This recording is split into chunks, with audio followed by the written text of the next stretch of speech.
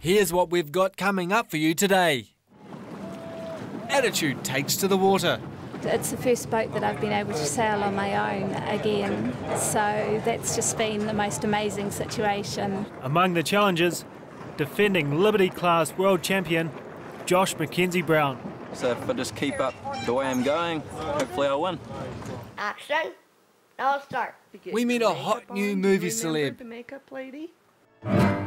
And Suzanne Cowan, winner of the Attitude Supreme Award.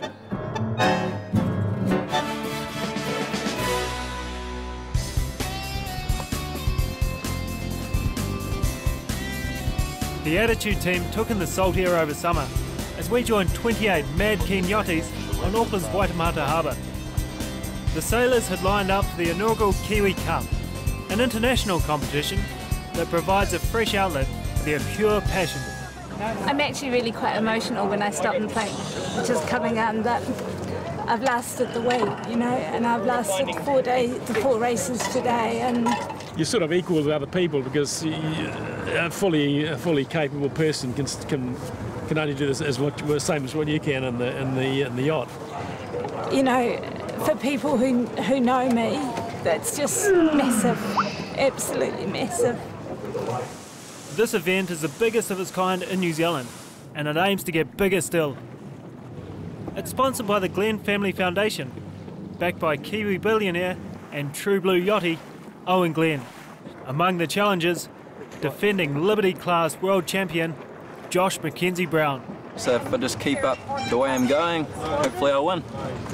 Out to steal that mantle, Andrew May, a Paralympic veteran who would give spectators quite a thrill as he hotly contested the Kiwi Cup over 4 days. Yeah, it's tough at the top, and it's all part of the game. It's the rules are sort of an integral part of the tactics. And there are 2 titles up for grabs: the Kiwi Cup and the Disabled Sailing World Champion for 2009. And there are 2 classes: Gold Fleet and Silver Fleet, to cater for novices. Righto, just waiting on a couple of others. We're dockside in Auckland's Viaduct Basin for the pre-race briefing. Use the technique whereby you put the first, try and get the first turns on without releasing your outhaul to tighten the sail up around the mast. Well, that was a lot of information to take in, and to be honest, I'm not sure if they're speaking the same language. But so I'm glad I'm in the chase boat and not in one of the yachts. Radio. Annabelle Tye is making a return to competitive sailing. 9 years ago, a minor shoulder injury triggered a potentially life-threatening condition. There's a very rare neurological condition called reflex sympathetic dystrophy, and unfortunately in some cases it can set in as a result of an injury. My body's in extreme pain all the time, and it also has these massive muscle spasms that affect my entire body and stop my breathing.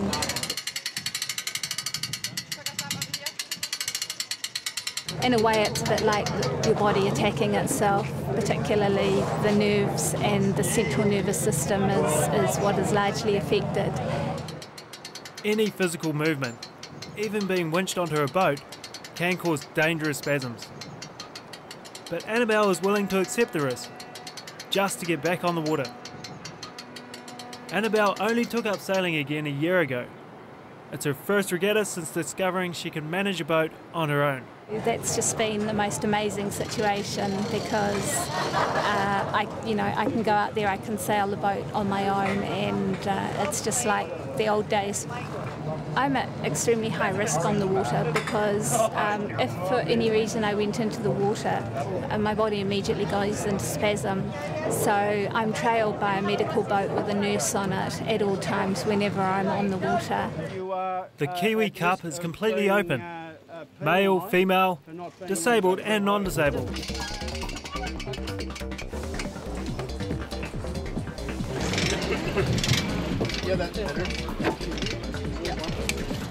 These colourful dinghies are specifically designed to cater for any ability.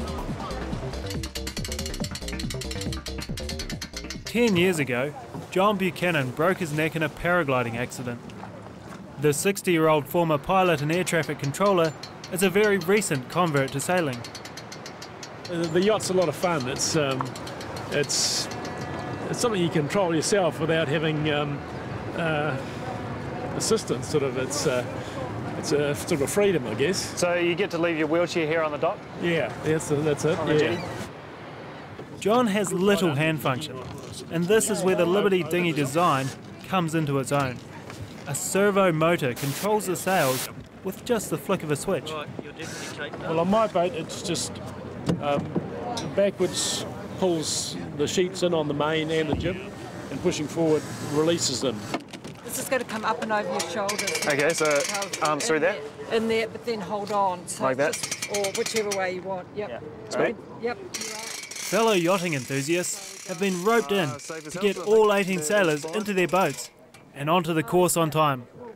The yachts are on their way out now, and I'm about to join them. First part of the adventure. This is the way to do it without falling into the drink. No drama if I did, because I'm a very proficient swimmer. Except we're facing where are you sitting? Over the side, over here.